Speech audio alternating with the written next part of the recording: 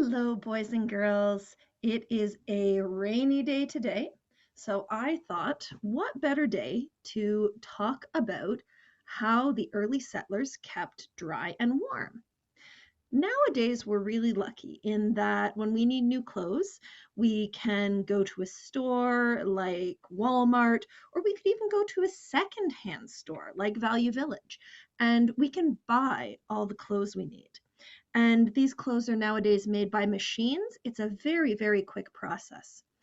In the time of the early settlers, and this is about 200 years ago, so we're thinking about when your great great grandparents were about your age, clothing was a lot harder to get.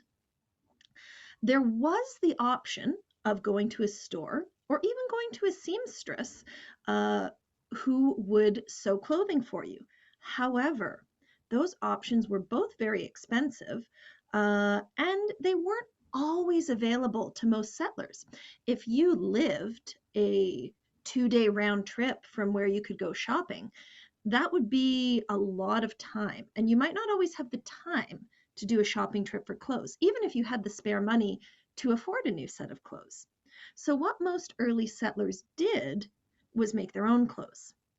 Now, most early settler clothes were made out of two materials, at least in Ontario, that were easy to come by. You had wool, which they got by raising their own sheep, and you had linen, which is made from a plant called flax that can be grown up here and harvested and processed into fabric.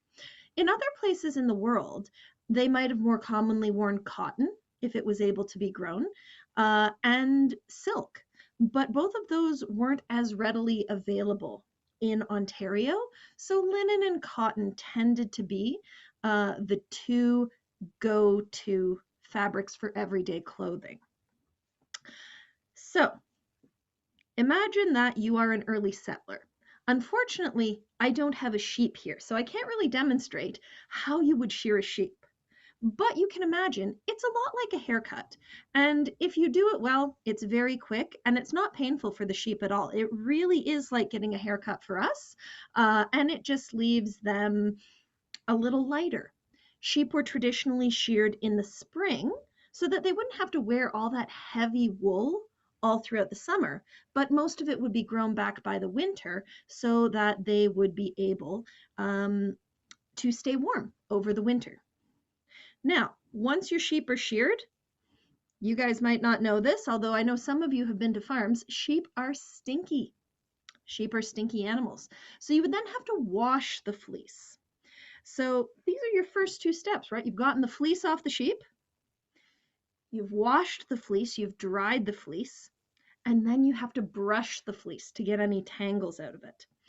Now, once you've brushed the fleece, you end up with something that looks like this. This kind of looks like Rapunzel's braid, but what it actually is called roving.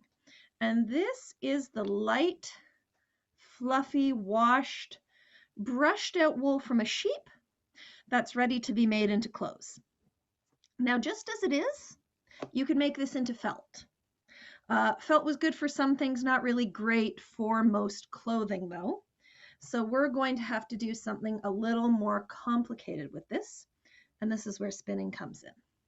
So I've got my roving, and there are a few tools I can use. If I were a very early settler, I might use something like this. This is called a spindle or a drop spindle. And a drop spindle is basically putting a twist on a piece of roving. So most of us have tried this before, with a piece of hair where you twist it and then let it twine together. That's basically what you're doing with a spindle. I've got another spindle here set up for spinning this one. And I'll just show you quickly. You would take the roving, turn the spindle, let it spin. And then when you're ready, you've got string like this. And in the end, we'll actually let it twist together like this to make wool. Now, I think doing work with a spindle is relaxing, but it takes a really, really long time. Um, very, very long time. So most settlers, at least eventually, got a little piece of technology to help them out and to make the process a little bit easier. And I'll bring the camera with me and show you what I'm talking about. So here we go. Right here is my spinning wheel. And if you remember your gears and pulleys unit from grade 2, this here is our large wheel. It's connected by a rope to a smaller assembly. This is the smaller assembly right here, and it connects to the small wheel on front. And it's all operated down here by a foot pedal. Now, unfortunately, this spinning wheel is probably about 80 years old and it needs some repairs. It's not in good working order. I wish I could spin with this for you today, but it needs a few new parts. But I'll see if I can find a video.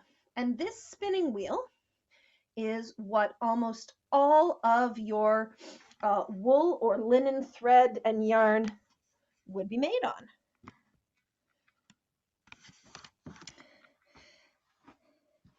And I'll just show you too what the finished yarn looks like.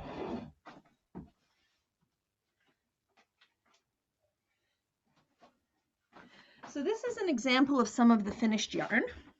And this was made actually on a drop spindle rather than a spinning wheel, because I'm better at drop spindle than I am with a spinning wheel. But this is your yarn. And once you've got yarn or you've got linen thread, you're ready to weave it into clothing. Now, you can also do a lot of cool things with yarn like knitting and crocheting. And I know quite a few of you have tried that, made nice knitted clothing with the yarn. The flax you didn't tend to really knit with. It was a little more brittle than wool, so that would just be woven into clothing. Now, this is a nice rich brown, and I believe it came off the sheep this way. This was a sort of dark brown. I think this is actually alpaca, not sheep. So they come in a nice dark brown color. Most sheep come in black, white, and gray.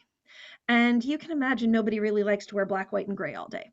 So they would dye the fibers, and they would use a lot of natural things around to dye fibers. Now, a really cool experiment you could try at home is if you cook with onions, save the onion skins, and then take an old t-shirt, you know, not something new, not something you love, but take an old white t-shirt and boil that in a pot of water with the onion skins.